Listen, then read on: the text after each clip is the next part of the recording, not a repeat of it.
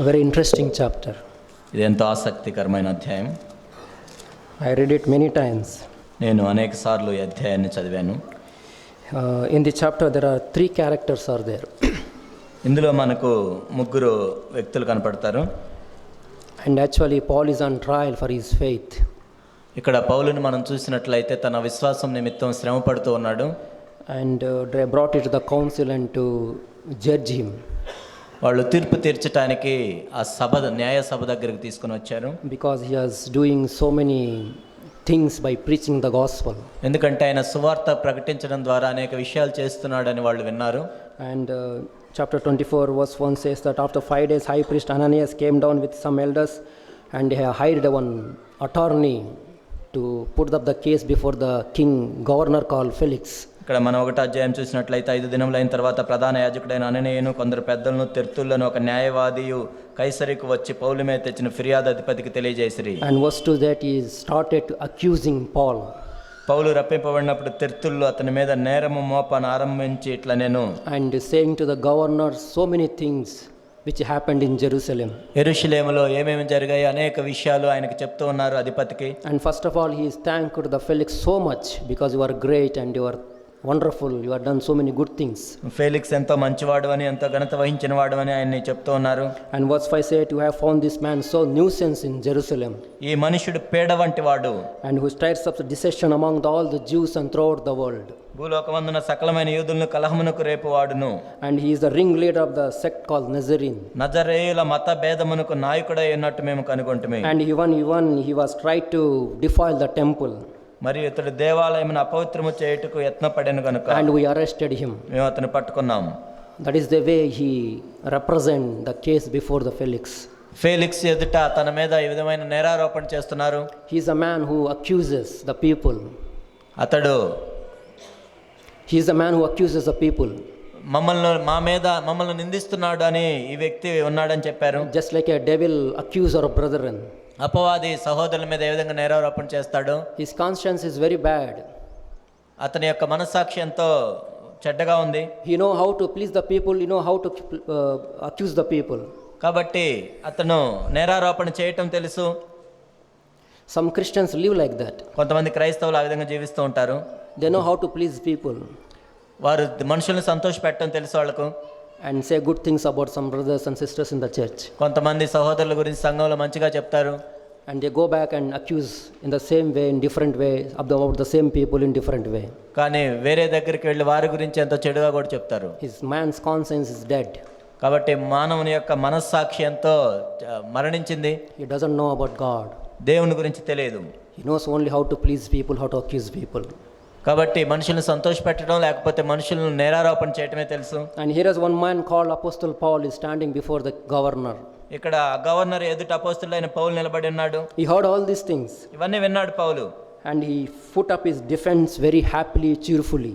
కాబట్టి ఎంతో సంతోషంగా తన గురించి తాను సమర్థించుకోవటం ప్రారంభించాడు. It says that I put up my case very cheerfully in verse 10. ఇక్కడ 10వ వచనంలో నేను ఎంతో సంతోషంగా నా మనవి నేను విన్నవించుకుంటున్నాను. He said, knowing that for many years you have been judged to the nation, I cheerfully make my defense before you. తమరు బహు సంవత్సరముల నుండి జనములకు న్యాయాధిపతులైనారని ఎరిగి నేను ధైర్యంతో సమాధానం చెప్పుకొంచున్నాను. A man faced so much accusation, still had such a clear conscience towards the people. ఎంతో మంది ఆయన మీద నేరారోపణ చేసినా గానీ వారి పట్ల ఎంతో నిర్మలమైన మనస్సాక్షిని కలిగి ఉన్నాడు పౌలు. No bitterness. ఎటువంటి వారి మీద పగ పెంచుకోలేదు. No regret. ఎటువంటి చింత లేదు. No hatred. వారిని ద్వేషించట్లేదు. He had such a cheerful heart towards the accusers. కాబట్టి ఆయన మీద నేరారోపణ చేస్తున్న వారి మీద కూడా ఎంతో సంతోషంగా ఆయన ఉన్నాడు. He is the man who had a clear conscience. ఎంతో నిర్మలమైన మనస్సాక్షి కలిగి ఉన్న వ్యక్తిగా పౌలు ఉన్నాడు. He forgave everybody who is accusing him. ఆయన మీద ఎవరైతే నేరారోపణ చేస్తున్నారో వారందరిని క్షమించాడు. But Felix has given opportunity to represent his case before the people. కానీ ఫెలిక్స్ ఏం చేశాడంటే ప్రజలకు తన గురించి తాను చెప్పుకునేటట్లు పౌలుకు అనుమతి ఇచ్చాడు. He said, because of resurrection of the people I am standing before this one. కాబట్టి పునరుద్ధానం అనేది ఉంది కాబట్టి నేను ఇక్కడ ఉన్నాను. Because he has said that all the Jewish people believe in that. ఎందుకంటే యూదులు కూడా దీన్ని నమ్ముతారు. It says verse 14. 14వ వచనం.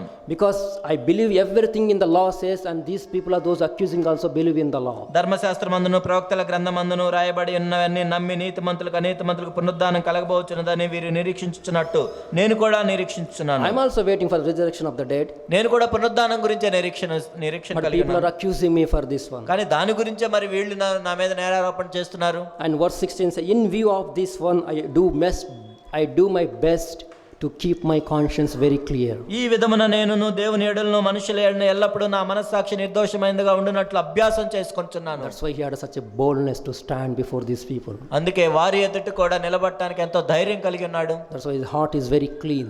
ఎంతో పవిత్రమైన హృదయాన్ని కలిగి ఉన్నాడు. No bitterness. ఎటువంటి పగ పెంచుకోలేదు. No anger. ఎటువంటి కోపం లేదు.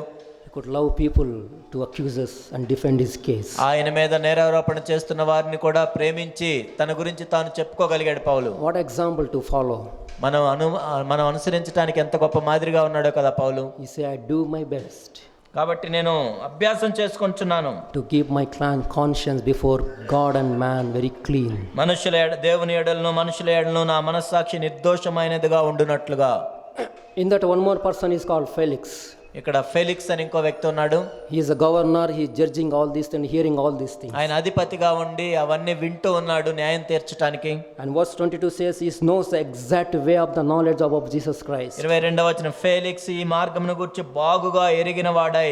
He knows what is Jesus Christ. యేసుక్రీస్తు ప్రభు అంటే ఎవరో ఆయనకు తెలుసు. Then he heard it and he put up the case and let the commander of the Lysias will come, I will decide your case. అది విన్న తర్వాత సహస్రాధిపతి అయిన లూసియా వచ్చినప్పుడు మీ సంగతి నేను విచారించి తెలుసుకుందునని చెప్పి విమర్శ నిలుపు చేసెను. But somewhere in his heart little kind hearted he is.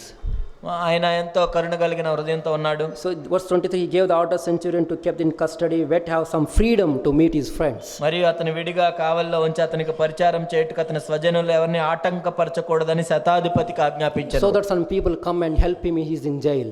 కాబట్టి ఆయన చెరసాల్లో ఉన్నప్పుడు వేరే వాళ్ళు వచ్చి సహాయం కూడా చేయడానికి ఆస్కారం ఇచ్చాడు. Before believe this one, he knows the way of Christ. ఎందుకంటే యేసు యొక్క మార్గం ఆయనకు తెలుసు కాబట్టి. He said, Bible says having more exact knowledge of the way. Felix ఈ మార్గమును గురించి బాగుగా ఎరిగిన వాడై ఉన్నాడు. Now after some days, కొన్ని దినములైన తర్వాత, and later Felix arrived with his wife. Felix తన భార్యతో వచ్చాడు. And his wife is a Jewish woman. ఆమె యూదురాలు. And sent Paul to hear about Jesus Christ more. పౌలును పిలిపించి క్రీస్తు యేసునందు విశ్వాసమును గురించి అతడు బోధింపగా వినెను. That way somewhere tells in his life something guilty conscience is there, something troubling him. అది మనకి ఏం తెలియజేస్తుందంటే ఆయన కూడా ఎంతో అపరాధ భావంతో ఉండుంటాడు కాబట్టి దాని గురించి వింటం ప్రారంభించాడు. He knows the way of I lived in this world. ఈ లోకంలో నేను ఏ విధంగా జీవిస్తున్నానో నాకు తెలుసు. You don't know how to come out of that one. దాని నుంచి బయటకు రావటం తెలియట్లేదు. His conscience is troubling him. తన మనస్సాక్షి ఆయన మీద నేరారోపణ చేస్తుంది. He is guilty about the so many things which has done in his life. ఆయన జీవితంలో తాను చేసిన పనులన్నిటిని బట్టి ఎంతో అపరాధ భావంతో ఆయన ఉన్నాడు. I think he might have tried so many religions and he found the exact way. బహుశా ఆయన అనేక మతాల గురించి విని ఇప్పుడు సరైన మార్గాన్ని కనుగొని ఉంటాడు. And verse 25, but he was discussing when Paul is preaching to the Felix. అప్పుడు ఫెలిక్స్ పౌలు ఫెలిక్స్కి బోధిస్తూ ఉన్నాడు. He said three things. 3 విషయాలు చెప్పాడు. He spoke about righteousness. నీతిని గురించి. That really hit at his heart. నిజంగా అది ఆయన ఎంత గుచ్చుకుంది అది. His life is not righteous. ఆయన నీతిమంతుడిగా లేడు. His unrighteous is life of unrighteousness. ఆయన చేసిన అవినీతి ఆయనకి జ్ఞాపకం వస్తుంది. And self control. తర్వాత ఆశా నిగ్రహం గురించి. He doesn't have any control over things in his life. తన జీవితంలో ఏం జరుగుతుందో కూడా ఆయనకి ఆ నిగ్రహం అనేది లేకుండా ఉన్నాడు. And he spoke of the judgment to come. ఆ తర్వాత రాబో విమర్శన గురించి ప్రసంగించాడు. Paul is indirectly saying, don't think Felix, you are sitting as a judge, one day there is one more judge will come and judge you. Felix నువ్వేదో అధిపతివై నువ్వేదో న్యాయం తీరుస్తున్నావని నువ్వు అనుకోవద్దు. ఇంకొక న్యాయాధిపతి ఉన్నాడు, దాని గురించి ఎదురు చూడాలి. And this man became frightened. అప్పుడు ఎంతో భయపడ్డాడు Felix. And he said, you go Paul, I will hear after some time. ఇప్పటికి వెళ్ళు, నాకు సమయమై నిన్ను పిలిపిస్తానని చెప్పాడు. Like that it has happened almost 2 years. ఆ తర్వాత దాదాపుగా ఆ విధంగా 2 సంవత్సరాలు గడిచింది. Verse 26 is his lover of money actually. మనం 26వ వచనం చూస్తే ఆయన ఎంత ధనాన్ని ప్రేమిస్తున్నాడో మనకు అర్థమైంది. He is expecting some money from Apostle Paul. పౌలు వల్ల తనకు ద్రవ్యం దొరికినని ఆశించాడు. Can you give a money to me? మాటికి అతను పిలిపించి సంభాషణ చేస్తూ ఉన్నాడు. And often time he used to converse with him about the way. అనేక సార్లు పౌలు కూడా ప్రభు యొక్క మార్గం గురించి చెప్తూ ఉన్నాడు. Verse 27, after 2 years has passed, Felix succeeded and some other people are changed, and to please the Jews he left Paul in jail. 2 సంవత్సరములు అయిన తర్వాత ఫేలిక్స్కు ప్రతిగా పోర్కి ఫేస్తూ వచ్చెను. అప్పుడు ఫేలిక్స్ యూదుల చేత మంచివాడు అనిపించుకోవాలని కోరి పౌలును బంధకంలోనే He విడిచిపెట్టిపోయి. never obeyed his conscience, what is telling you are wrong. కాబట్టి తన మనస్సాక్షి ఏదైతే చెప్తుందో నువ్వు తప్పు చేస్తున్నావని దానికి విధేయ చూపించలేదు. These are 3 categories of people. ఇక్కడ 3 రకాల ప్రజలను మనం చూస్తూ ఉన్నాం. One man is a dead conscience, ఒక మరణించిన మనస్సాక్షి కలిగిన వ్యక్తి, always wanted to please people, accuse people. ఎప్పుడు నేరారోపణ చేయటం. One man have a clear conscience. ఇంకొక వ్యక్తి నిర్మలమైన మనస్సాక్షి కలిగి ఉన్నాడు. Whatever the accusation has comes in my life, I am able to stand with clear conscience in my heart. కాబట్టి నా మీద ఎవరు నేరారోపణ చేసినా కానీ నేను నిర్మలమైన మనస్సాక్షి కలిగి నేను నిలబడతాను. Doesn't matter how accusation will be there, I'll forgive my people, I love my people. ఎవరు నా మీద నేరారోపణ చేసినా వారిని క్షమిస్తాను, ప్రేమిస్తాను. Another man has a guilty conscience. ఇక్కడ అపరాధ భావం కలిగిన మనస్సాక్షి కలిగి ఉన్న వ్యక్తి ఉన్నాడు. He's always willing to hear Jesus Christ. ఎప్పుడూ కూడా యేసు ప్రభు గురించి వినాలనుకుంటాడు. He want to discuss with the people, ప్రజలతో మాట్లాడాలనుకుంటాడు. but never put right things in his life by hearing the gospel of Jesus కానీ Christ. ప్రభు యొక్క సువార్త విన్న తర్వాత కూడా తన జీవితం సరి చేసుకోవడానికి ఇష్టపడిన That వ్యక్తి. is the question where you stand today. మనం ఎక్కడున్నాం? Whether I am living like a Tertullus or Paul or Felix. నేను తెర్తుల వలె ఉన్నా, పౌలు వలె ఉన్నానా, లేకపోతే ఫెలిక్స్ వలె ఉన్నానా? God has called us to live like Apostle Paul. అపోస్తులైన పౌలు వలె జీవించాలని దేవుడు మనల్ని పిలిచాడు. Anybody have a guilty conscience, he can come to God, blood of Christ can cleanse us that. ఎవరైనా తన మనస్సాక్షిలో అపరాధ భావం కలిగినట్లయితే యేసుక్రీస్తు ప్రభు దగ్గరికి వస్తే ఆయన రక్తంతో మనల్ని కడిగి పవిత్రులుగా చేస్తాడు. There is one says in Hebrew chapter 10. హెబ్రీయులకు రాసిన పత్రిక 10వ అధ్యాయంలో ఒక మాట ఉంది. It is a very interesting verse. ఎంతో ఆసక్తికరమైన మాట ఇది. It says in Hebrew chapter 10, హెబ్రీయులకు రాసిన పత్రిక 10వ అధ్యాయం verse 19. 19వ వచనం. Therefore, brethren, since you have confidence to enter the most holy place by the blood of the Jesus Christ. యేసు ఆయన రక్తం వలన పరిశుద్ధ స్థలం నందు ప్రవేశించుటకు మనకు ధైర్యం కలిగి ఉన్నది. We have such a boldness to enter the most holy place. కాబట్టి అతి పరిశుద్ధ స్థలంలోనికి ప్రవేశించడానికి మనం ధైర్యం కలిగి ఉన్నాం. Not because of my righteousness, ఏదో నా సొంత నీతిని బట్టి కాదు, because of blood of Jesus Christ. యేసు క్రీస్తు ప్రభు యొక్క రక్తంను బట్టి. And by renewing and living a which has enacted through the veil that is flesh. కాబట్టి యేసు మన కొరకు ప్రతిష్ఠించిన నూతనమైన జీవం గల ఆయన శరీరమును తెర ద్వారా ఏర్పరచబడిన. Felix heard about Jesus Christ. Felix యేసుక్రీస్తు ప్రభు గురించి విన్నాడు. He never took a step, I want to get out of this in my life. కానీ నా జీవితంలో దీని నుంచి బయటికి రావాలని ఆయన ఎప్పుడూ ఒక తీర్మానం చేసుకోలేదు. His guilty conscience so much troubling, looking love of money and pleasing the people. తన మనస్సాక్షి అపరాధ భావం ఉన్నా కానీ ఆయన డబ్బులు చూసి మనుషులను సంతోషపెట్టాలనే But కోరుకున్నాడు. Paul is not like that. కానీ పౌలు ఆ విధంగా లేడు. I have a clear conscience, I have boldness. నేను నిర్మలమైన మనస్సాక్షి కలిగి ఉన్నాను కాబట్టి బహుధైర్యంతో నిలబడి ఉన్నాను. I can enter the most holy place. నేను అతి పరిశుద్ధ స్థలంలోనికి ప్రవేశించగలను. He's saying I am living in the living way. నేను జీవం గల మార్గంలో ఉన్నాను. That's why since you have such a great priest over the house of God, verse 21. 21వ వచనంలో మనం చూస్తున్నాము దేవుని ఇంటిపైన మనకు గొప్ప యాజకుడు ఉన్నాడు And కనుక verse 20, let us draw with sincere of heart full of assurance of faith.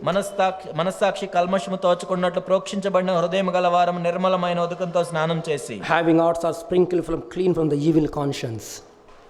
ప్రోక్షించబడిన హృదయం గల వారమును. And our bodies are washed with pure water, that is word of God. నిర్మలమైన ఉదకముతో స్నానం చేసి శరీరములు గల వారమునయుండి. That's my brother, it is not will of God to live in guilty conscience and conscience who pleases people and accuses the people. కాబట్టి మనం ప్రజలను సంతోషపెట్టడానికో లేకపోతే వాళ్ళ మీద నేరారోపణ చేయడానికో కాదు, మనం మనస్సాక్షిలో అపరాధ భావం కలిగి ఉండటానికో కాదు పిలువబడింది. God has called to live in clear conscience. నిర్మలమైన మనస్సాక్షి కలిగి మనం జీవించాలని దేవుడు మనల్ని పిలిచాడు. Lastly, I want to one more verse in 1 Timothy. మొదటి తిమోతి chapter 3. మొదటి తిమోతి 3. chapter 3 verse 9. మొదటి Timothy 3:9. It says, but holding the mystery of faith with a clear conscience. విశ్వాస మర్మమును పవిత్రమైన మనస్సాక్షితో గైకొని వారై ఉండవలెను. I am holding the faith విశ్వాసాన్ని పట్టుకొని ఉండాలి with clear conscience. పవిత్రమైన మనస్సాక్షితో. There is no disturbance. అప్పుడు ఎటువంటి కలవరం ఉండదు. If you have forgiven anybody, I have forgiven everybody. ఒకవేళ మనం ఏమైనా క్షమించాలి, అందరినీ క్షమించాలి. If I lovely speakly, there is no hypocrisy in my heart to speak about love. కాబట్టి నేను ప్రేమ గురించి మాట్లాడేటప్పుడు ఎటువంటి కపటం అనేది ఉండకూడదు. Because I have a clear conscience. ఎందుకంటే నేను పవిత్రమైన మనస్సాక్షిని కలిగి ఉన్నాను. Holding my faith with clear conscience. కాబట్టి పవిత్రమైన మనస్సాక్షితో విశ్వాసాన్ని పట్టుకొని ఉండాలి. Never forget, my brothers and sisters. నా ప్రియ సహోదరి సహోదరులారా, ఈ విషయాన్ని ఎప్పుడు మనం మర్చిపోకూడదు. God has called to live in clear conscience. కాబట్టి దేవుడు మనల్ని నిర్మలమైన మనస్సాక్షి కలిగి జీవించాలనే పిలిచాడు. in every part of our life. మన జీవితంలోని ప్రతి విషయంలో కూడా Even if you disturb conscience, you can go to God, Lord, help me through your blood which cleanses all our conscience. ఒకవేళ మన మనస్సాక్షిలో ఎటువంటి కలవరం ఉన్నా కానీ మనం ప్రభు దగ్గరికి వెళ్ళి, ఓ ప్రభువా మీ రక్తంతో నన్ను కడగండి అని అడగొచ్చు. Guilty conscience will go from our life. అప్పుడు అపరాధ భావం కలిగి ఉన్న మనస్సాక్షి అనేది అపరాధ భావం పోతుంది. As Paul said, I do my best. అందుకే నేను అభ్యాసం చేస్తున్నాను, I am trying my level best కాబట్టి నేను చేయగలిగినంత చేస్తున్నాను ఆ విషయంలో. to keep my conscience clear before God and man. దేవుని ఎదుట మనుషుల ఎదుట నేను నిర్మలమైన మనస్సాక్షి కలిగి ఉండాలని. We all get up and worship the Lord. మనందరము లేచి దేవుని ఆరాధన చేద్దాం.